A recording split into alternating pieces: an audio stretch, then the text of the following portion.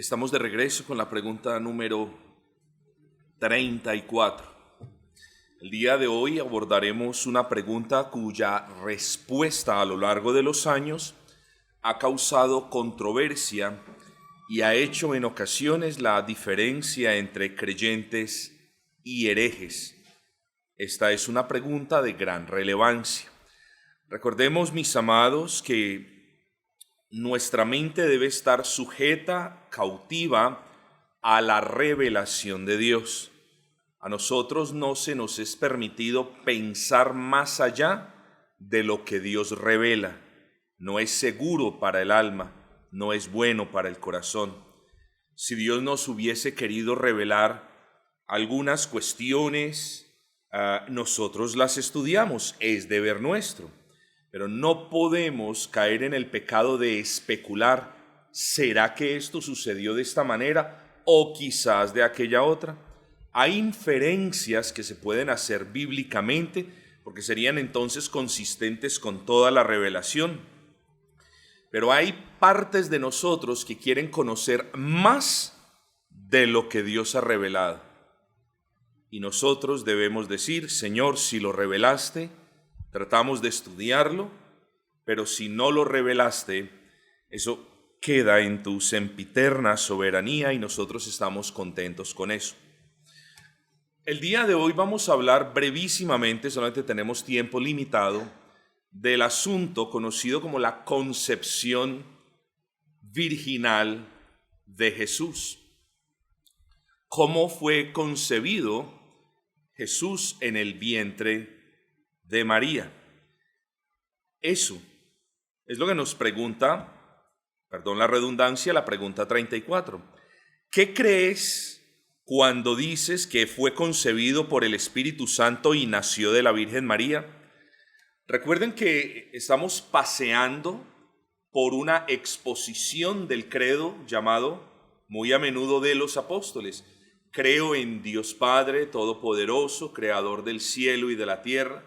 La semana pasada argumentábamos o confesábamos: creo en Jesucristo, su único Hijo, Señor nuestro. Y hoy nos toca la parte que sigue.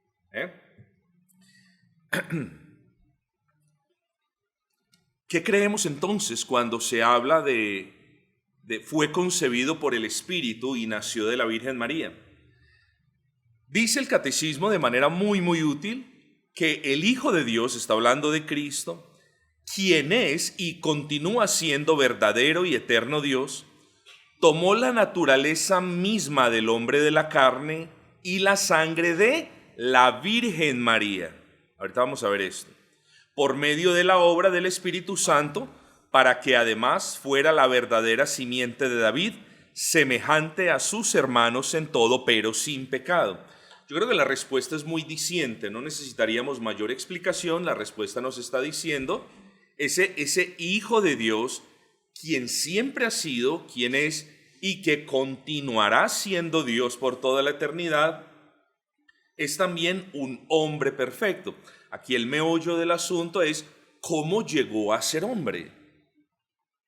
Bueno, los impíos decían que, y es muy conocido en el mundo del judaísmo, incluso hasta el día de hoy, que un soldado romano cometió una atrocidad con la Virgen.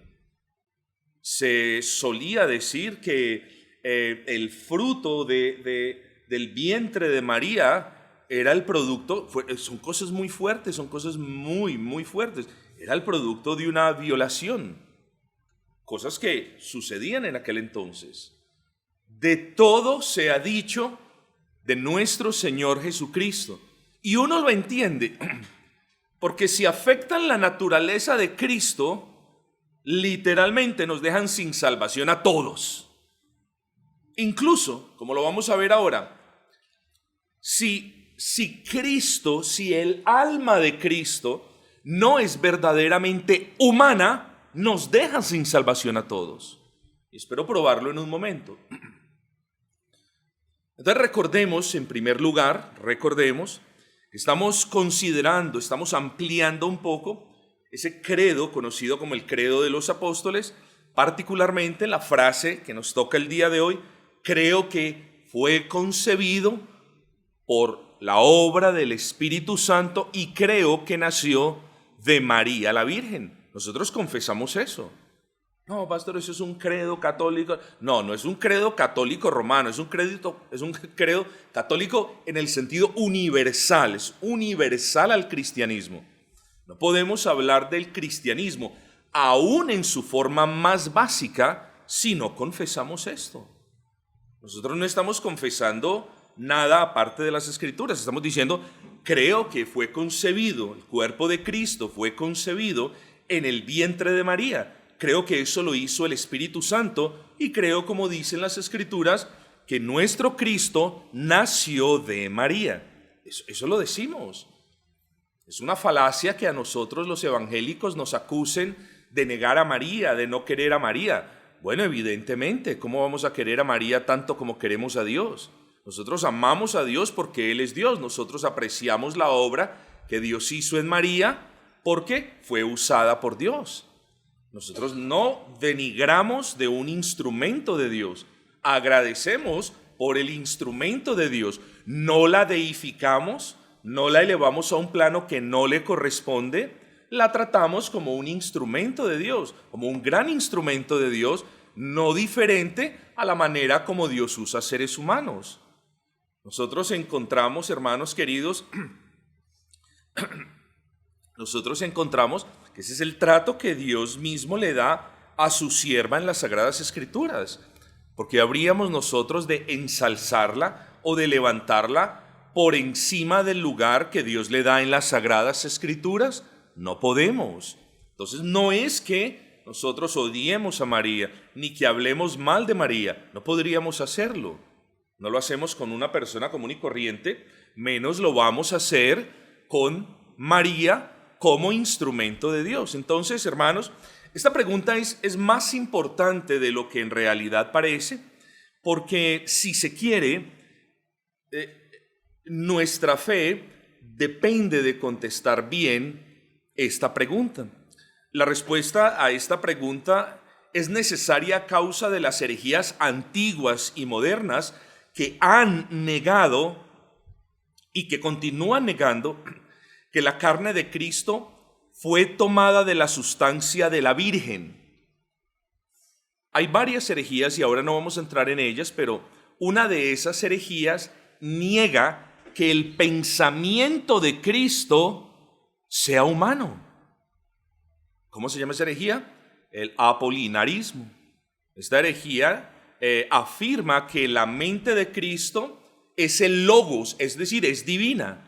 Y lo que estamos entonces es entrando en una gran problemática, porque si nosotros afirmamos que el alma de Cristo es impregnada de alguna divinidad, o que la mente de Cristo en su persona humana no es humana sino divina, ojo, estamos negando la naturaleza humana de Cristo, porque la confesión y la ortodoxia nos enseña que Cristo es 100% y verdaderamente hombre y 100% y verdaderamente Dios, no un poquito más de este lado que del otro. Si nosotros no tenemos a un Cristo que es verdaderamente hombre, ojo con eso, nos quedamos sin la totalidad de la salvación. Entonces no podemos ceder ante estas herejías. Pero pastor, ¿por qué dice que nos quedamos sin la salvación? Bueno, muy sencillo, porque al no tener cuerpo humano, entonces, si Cristo de alguna mente, si el cuerpo de Cristo, si la carne, si los huesos y la sangre y la carne de Cristo no son verdaderamente humanos, sino que ha tomado un poquito de la divinidad, de su divinidad, bueno, entonces Él no puede sentir dolor que tuvo que haber sentido para purgar en la cruz del Calvario nuestras culpas. Cristo tenía que ser un hombre en el sentido pleno de la palabra. Ah, bueno, pastor, le concedo esa. Pero bueno, en el alma sí, de repente el alma tomó esa fuerza de Dios y entonces fue impregnado un poco el alma de Cristo, entonces no es totalmente humana. También nos quedamos sin salvación, porque recuerden que en la cruz del Calvario nuestro Señor no solamente pagó en cuerpo los pecados y el sufrimiento que nuestros pecados merecen, sino que su alma también sufrió hasta la muerte. Si el alma de Cristo no es verdaderamente humana, entonces muchas partes de las Sagradas Escrituras no tendrían sentido, incluyendo una que nos da mucho consuelo y que nos dice que no tenemos un sacerdote que no pueda compadecerse de nuestras debilidades, sino uno que fue tentado en todo según nuestra semejanza, pero sin pecado. Así que la ortodoxia cristiana siempre ha confesado que, escuchen esto, que en el vientre de una virgen, conforme a la profecía y de acuerdo con las palabras del ángel a esa virgen, el Salvador fue concebido de manera milagrosa, de manera sobrenatural. Y de inmediato nosotros tenemos que pensar en la concepción del Salvador en el vientre de María de manera absolutamente diferente como pensamos en la concepción de un ser humano. Porque en la concepción de un ser humano se necesitan dos partes. Se necesita la parte del hombre, la simiente de vida, y se necesita el óvulo de la mujer. Pero esto no sucedió con Cristo. Y he aquí, hermanos, que el catecismo demanda y hace mucho énfasis en que es milagrosa porque no hubo participación del hombre. Pero el cuerpo de Cristo es un cuerpo verdaderamente de hombre. El cuerpo de Cristo tiene sangre humana. El cuerpo de Cristo sentía dolor. El cuerpo de Cristo es como cualquier cuerpo de cualquier ser humano. Entonces el catecismo, hermanos, de manera muy inteligente nos conduce a que concluyamos que la naturaleza humana de nuestro Señor fue tomada únicamente de su madre. Y es verdad, no hubo participación de la simiente de vida de José, fue concebido milagrosamente en el seno de María, luego el cuerpo, la estructura, la carne, los huesos, la sangre de Cristo fue tomada de su madre. Y eso es muy importante que lo tengamos en cuenta. Queda claro que lo que fue concebido por el Espíritu Santo en el vientre de María fue el cuerpo humano de Cristo y el alma humana de Cristo, absoluta y perfectamente santificadas y absoluta y perfectamente humanas. Esto es bueno, hermanos. Lo que estamos haciendo es énfasis en la persona de Cristo, particularmente en su naturaleza humana. Eso estamos haciendo énfasis. Pero eso no es todo. Porque en el vientre de la Virgen sucedió algo tan importante e igual de grandioso. Creemos que el Espíritu Santo, como ya lo dijimos, formó la naturaleza humana de nuestro Señor Jesucristo en el vientre de María, en el mismo instante en el que dio origen a lo que conocemos en la ortodoxia cristiana como la unión hipostática. Eso es importante, hermanos. En otras palabras, la unión hipostática de las dos naturalezas de Cristo, la divina y la humana, fue formado por el Espíritu Santo en el seno de la Virgen inmediatamente y en el mismo momento de la concepción de Cristo. Nosotros solemos pensar primero fue esto y entonces luego fue esto y terminó siendo aquello otro. No, estamos hablando de la obra de Dios. Luego no hay una secuencia de tiempo en estos aspectos particulares. Bueno, primero fue esto y entonces cuando allí el embrión de nuestro Señor fue formado, entonces luego, ojo con eso, entonces luego vino la formación de la unión hipostática. No podemos decir eso. Porque si nosotros dejamos espacios de tiempo entre la formación del embrión de nuestro Señor y Salvador Jesucristo y la formación de la unión hipostática, que ya la vamos a explicar, entonces tenemos que caer en el error de decir que en algún instante o en algunos minutos el Señor Jesucristo no fue Dios perfecto y hombre perfecto. Todo sucedió en el mismo momento. Pero ¿qué es la unión hipostática, hermanos? Es algo de lo que hablamos, es algo de lo que habla la ortodoxia cristiana. Llamamos unión hipostática a la unión que existe entre las dos naturalezas de Cristo por la operación del Espíritu Santo. En su sentido más básico, eso es la unión hipostática. Aquí no estamos dando clases de teología avanzada. Hoy tocó un tema, yo no diría complejo, pero sí que usa palabras quizás complejas, pero de suma importancia para nosotros. Entonces esa es la unión hipostática. Cuando usted escuche de la unión hipostática, de lo que está escuchando es de la unión de la naturaleza humana de Cristo que tomó de su madre por obra del Espíritu Santo y de la naturaleza divina de Cristo, de lo que siempre Él ha sido, es y será. Estas dos naturalezas no significan dos personas, como dicen algunos herejes. No es que son dos personas diferentes, no. Es hipostática. Están unidas, pero en una sola persona. Tampoco podemos pensar de que Cristo tiene dos personalidades.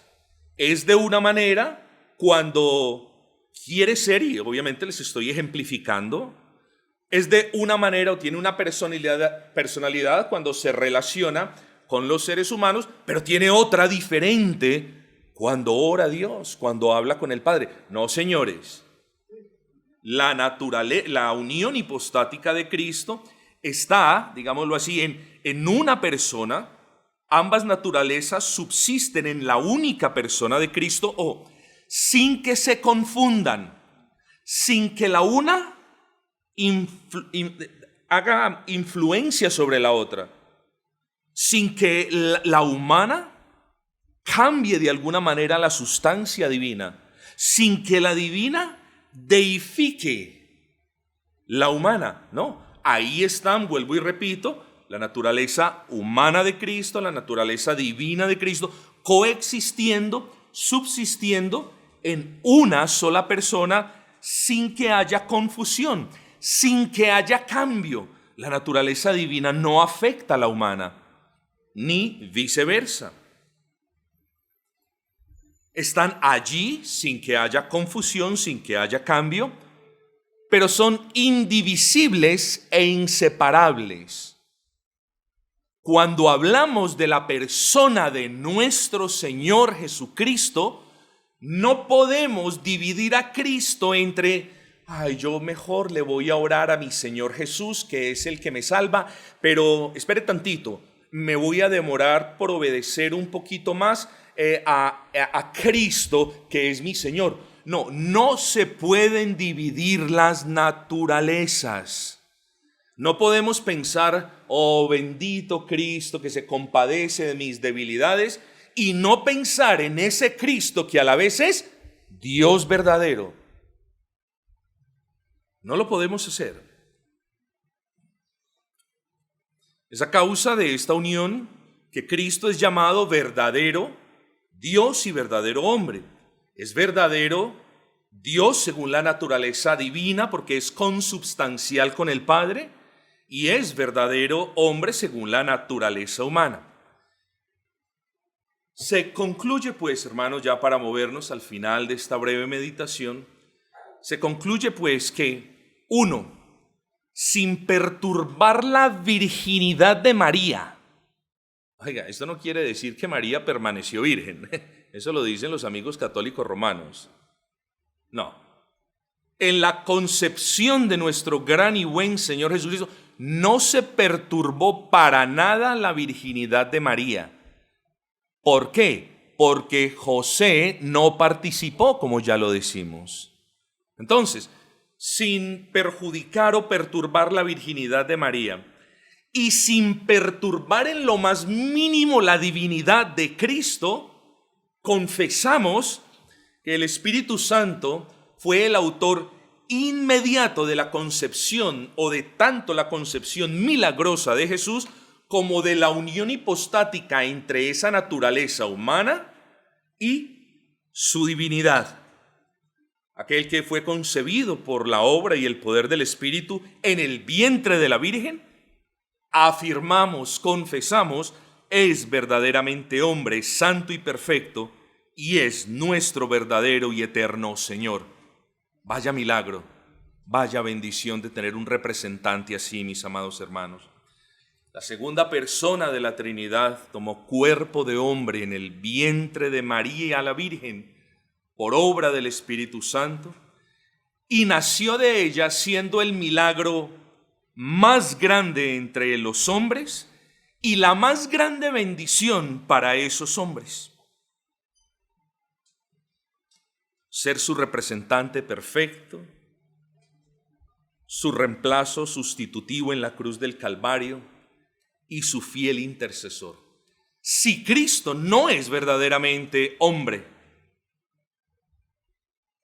o si es hombre y no Dios, o si Cristo no es verdaderamente Dios, en cualquiera de las posibles combinaciones que usted se imagine, usted se queda en la bancarrota espiritual. No hay salvación, no hay perdón de pecados. Lo que sucedió en la cruz del Calvario fue la farsa más grande en 2000 años. Es una mentira, usted está engañado y vana nuestra fe. Pero bendito nuestro Señor, que siendo Dios eterno, coexistente desde toda la eternidad con el Padre, igual en gloria, en poder y en majestad con Él, comparte con Él todos los atributos, que es eterno, infinito e inmutable en cada una de sus perfecciones. Esa segunda persona de la Trinidad, ese Hijo eterno, hace 2000 años en la cruz del Calvario, tomó forma de hombre allí en el vientre de María por obra del Espíritu Santo. Y de la manera como fue concebido, no participó del pecado de Adán.